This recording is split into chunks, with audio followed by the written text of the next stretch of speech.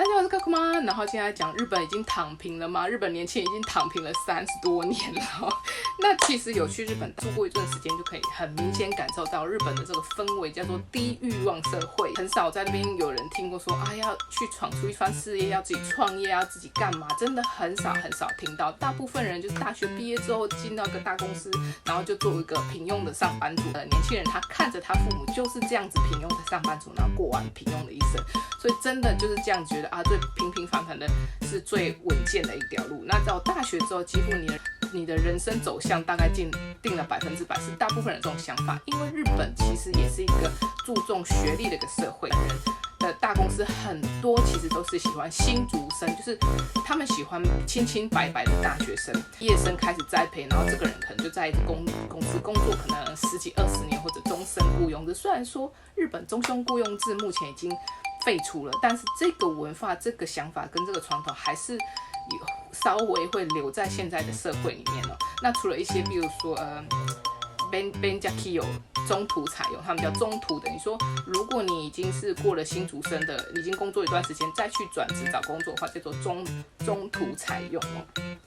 日本还有一种词叫做普段区大学，这种三流大学的意思。那三流大学他们也会说，那如果是念的是三流大学，其实你的收入会跟那些一流的大学会差上蛮多的，但是总是比没有念大学人好。那日本跟台湾不一样，其实台湾几乎70%、80%、90%几乎都是能上大学，可是几率是才能上大学，一半的人是无法念到大学，没有办法考到大学的。那其实日本一开始也不是这样的，其实在日本一开始在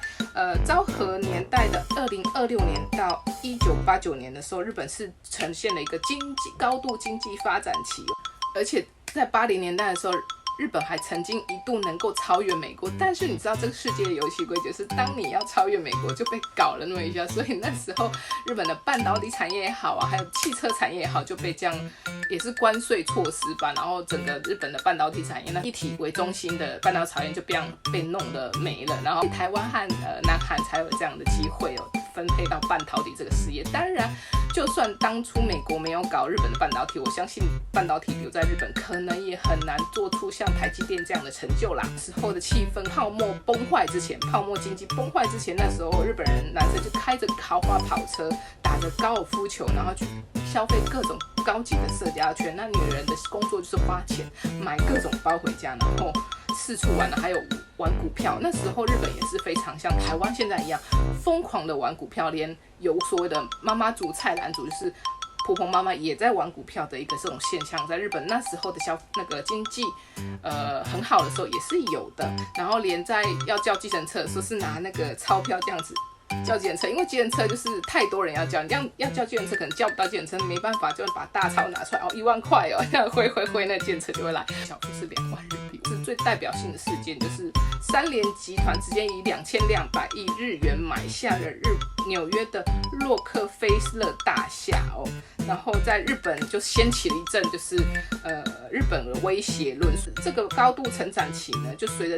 泡沫经济破灭掉之后，经济失速，很多工厂都开始倒闭，然后工人也陆续的失业，很多人一夕之间就是失业了，然后变成一夜暴富，然后自杀率开始高涨。那昭和时代结束之后，日本人进入所谓的平成年代。平成年代就是所谓的这个低欲望社会就是1989年到2019年。那所谓的低欲望社会这一词，其实来自大前研一的一本书它是先提出这个词的来源。那低欲望社会其实就是我觉得跟躺平的文化是差不多，就是年轻人第一个就是不恋爱、不结婚，想出世，日本叫做出世，就是出人头地，叫做出世生小孩。那是不是跟躺平文化非常的像？日本其实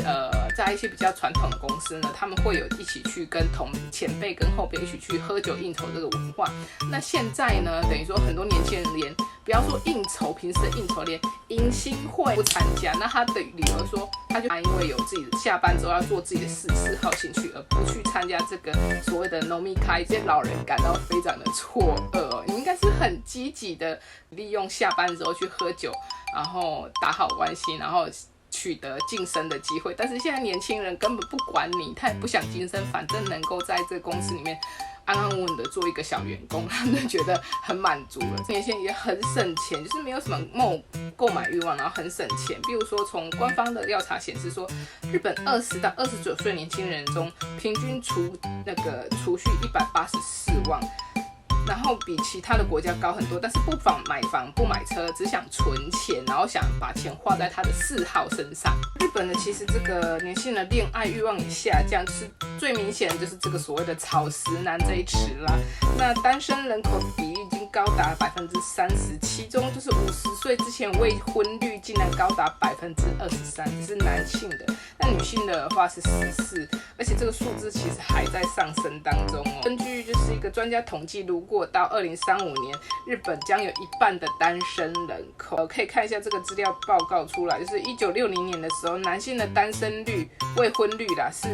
1.26，到2015年的时候直接跳到23%，是涨了23倍。有40%的日本人生是没有过性生活。就日本的这个社会保障人口问题的统计调查指出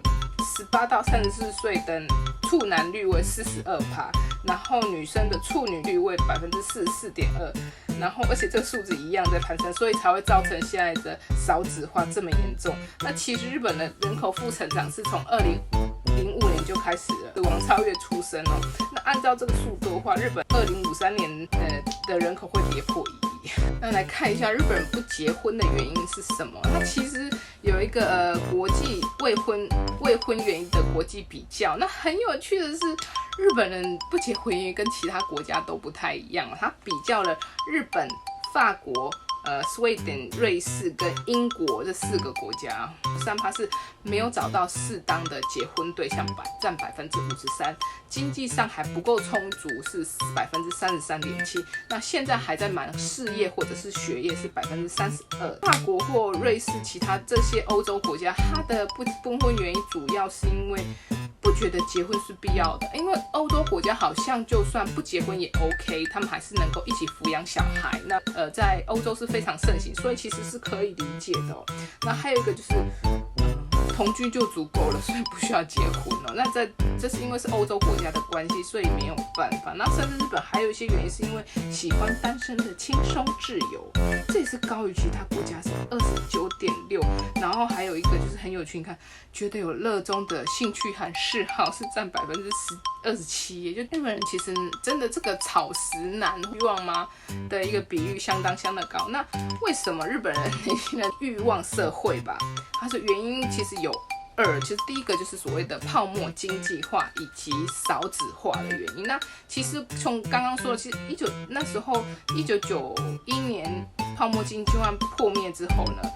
日本经历了所谓的失落的20年。那其实现在20几岁的年轻人就基本在那个谷底的时候，那很多孩子其实目睹家里人长辈失业啊，愁眉苦脸，甚至那时候在泡沫经济化，还有很多人是选择跳楼这种方式。那时候日本现在也很流行所谓的极简主义，或者所谓的断舍离，就是不要拥有太多东西，然后把不需要的东西丢出去。这个文化其实现在甚至也很大的在影响台湾呢。甚至连世界500强的这个 Uniqlo， 它也是走极简主义，然后以平价衣服风潮来席卷全世界。商品主义应该是不只是日本或是中国，可能是一个全世界的趋势。而且加上最近的那个肺炎肆虐哦，可能这个躺平文化，这个低欲望的现象会更加的严重哦。那其实在日本呢，结婚的时候会，因为大部分台湾人或者是中国人，他们大部分都是结婚的时候会买房嘛。那日本特别是在东京，买房的比率，结婚时买房比率只有4成而已，车子也只有5%，这是在东京。可是东京真的比较特别，因为东京真的不太需要买车。日本的空屋率其实越来越高哦，就是有一个往上升高的趋势。根据2018年总务省的报告指出，住宅土地统计调查报告，东京2商区的空屋率是16.4%，神奈川是18.5%，然后千叶是21.4%，无人居住空房是820万户，等于说每7户就1户是空屋的一个状况。其实为什么日本的这个所谓的低欲望或者这个类似中国的躺平会不会这么的严重呢？而且已经盛行了30多年。其实在日本的它的整体的社会结构已经趋于稳定，那新兴的产业真的是已经非常的少。那等于说在大部分人都是在公司企业里面上班。那在公司企业上班的话，其实不需要英雄的出现，最重要的是上下的阶级的关系，那才能